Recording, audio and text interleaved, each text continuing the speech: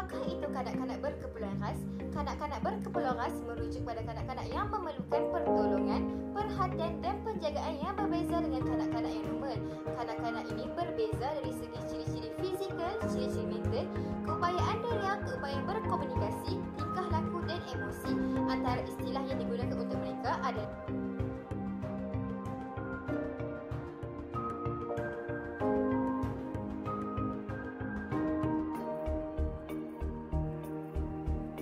Howard 2003 mengatakan bahawa kanak-kanak berkeperluan khas ini terdiri daripada kanak-kanak yang mengalami kesukaran untuk belajar. Sehubungan dengan itu, kanak-kanak pintar cerdas iaitu kanak-kanak yang mempunyai kebolehan yang jauh lebih tinggi pada normal juga diklasifikasikan sebagai kanak-kanak berkeperluan khas. Oleh yang demikian, kanak-kanak berkeperluan khas ini memerlukan modifikasi atau perubahan dalam aktiviti-aktiviti kelas atau perkhidmatan pendidikan khas yang diberikan. Ini bertujuan untuk mengembangkan lagi potensi mereka ke tahap yang optimum dan memastikan mereka tidak terabad untuk mendapatkan hak-hak yang patut mereka dapat. Hari ini saya ingin menceritakan secara ringkas tentang klasifikasi yang berlaku terhadap kanak-kanak yang berkeperluan khas. Klasifikasi yang pertama yang akan saya jelaskan ialah penyakit autism.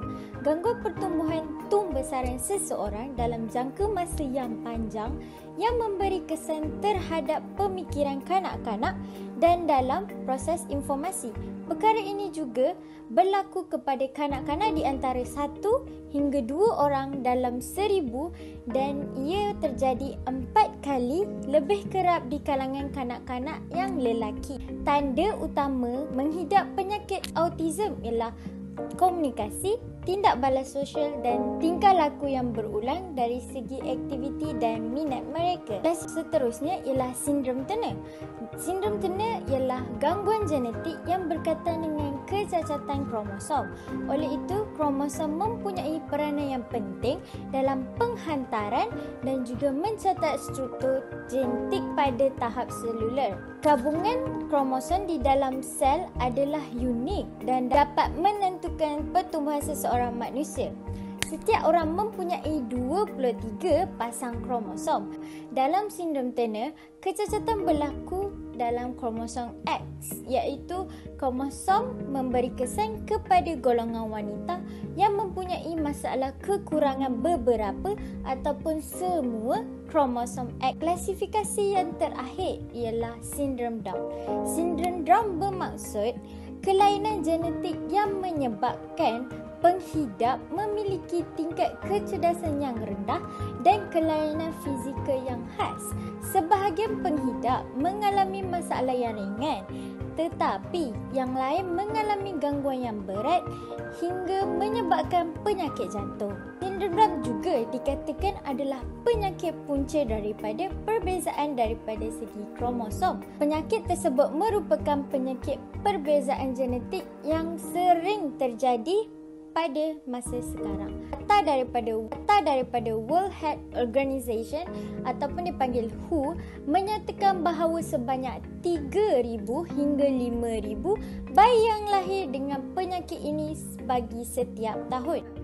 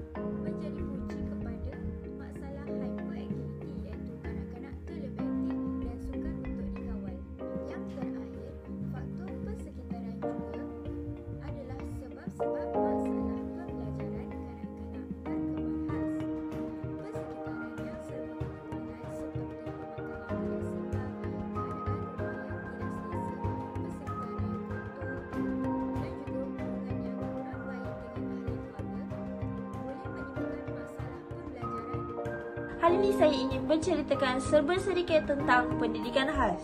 Pendidikan khas adalah perkhidmatan dan kemudahan pendidikan yang disediakan untuk individu berkeperluan khas atau kurang upaya yang terdiri daripada mereka yang mengalami kecacatan mental, bermasalah pembelajaran, gangguan emosi dan tingkah laku, gangguan komunikasi iaitu pertuturan dan bahasa, hilang pendengaran, hilang penglihatan atau darjah penglihatan yang rendah, kecacatan fizikal dan golongan yang pintar cerdas. Dapat 6 perbezaan kanak-kanak normal dan kanak-kanak berkeperluan khas. Antaranya ialah mental, keupayaan deria, berkomunikasi, tingkah laku, emosi dan ciri-ciri fizikal.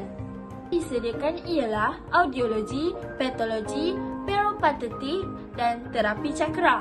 Untuk audiologi, kanak-kanak yang berkeperluan khas ini perlu menjalani ujian audiologi, penilaian diagnostik pendengaran dan program rehabilitasi. Untuk patologi pula, kanak-kanak yang berkeperluan khas ini perlu menjalani ujian saringan, penilaian diagnostik pertuturan bahasa, program rehabilitasi pertuturan bahasa dan konsultasi berkaitan komunikasi dan pertuturan bahasa kepada ibu bapa, penjaga dan guru. Untuk peripatetik, kanak-kanak perlu menjalani ujian saringan menggunakan instrumen standard, program intervensi masalah pembelajaran, pengurusan klien dengan profesional atau agensi yang berkaitan dan konsultasi berkaitan dengan keperluan pembelajaran atau pendidikan murid berkeperluan khas. Untuk terapi cara kerja, kanak-kanak perlu menjalani ujian saringan, penilaian terapi cara kerja, program intervensi terapi kerja, konsultasi kepada ibu bapa, penjaga dan guru tentang terapi cara kerja.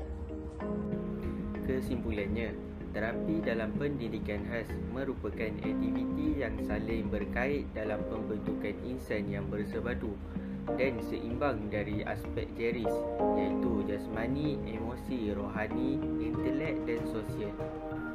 Proses menjalani kehidupan yang bermakna menjadikan pemangkin kepada mereka sebagai satu titik tolak ke arah kecemerlangan insan kelainan upaya.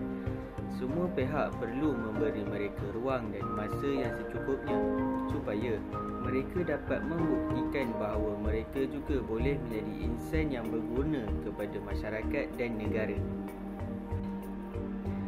Perkembangan anak-anak berkeperluan khas sangat bergantung kepada usaha yang dijalankan oleh pihak guru, ibu bapa, ahli terapi dan diri mereka sendiri. Rangsangan dan motivasi bukan sahaja kepada murid, tetapi perlu juga kepada guru dan ibu bapa. Ahli terapi memainkan peranan yang sangat penting untuk meningkatkan keupayaan perkembangan kognitif, perkembangan emosi dan tingkah laku kanak-kanak. Oleh itu, kesedaran awam mengenai terapi adalah perlu dan pada skala yang lebih luas supaya perkembangan dan pemulihan individu dapat ditingkatkan. Dengan menjalani terapi, semua pihak secara tidak langsung patuh kepada peraturan dan disiplin-disiplin yang telah ditentukan bagi tujuan mencapai matlamat.